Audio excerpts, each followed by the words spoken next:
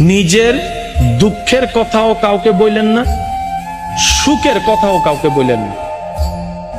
কথাটা একটু শুনতে আপনার কাছে অন্যরকম লাগলেও একটু ভিতরে গেলে আপনি নিজেই বুঝতে পারবেন।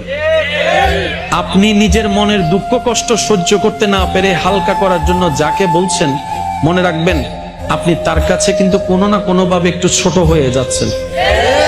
এমনও হতে পারে আপনার দুঃখের সে কথাগুলা আপনার সামনে অভিনয় করে যে আপনাকে বুঝ দিয়েছে, সে পিছনে আপনার সেই দুঃখের কথা নিয়ে হাসি ঠাট্টা করতেও দ্বিধাবোধ করে না, এমন অনেক মানুষ আছে। আপনি যাকে দুঃখের কথা বলে মনকে হালকা করার চেষ্টা করছেন, আপনার দুঃখের কথার সে দুঃখটা সে বুঝবে না, কারণ তার সাথে তো সেটা ঘটেনি।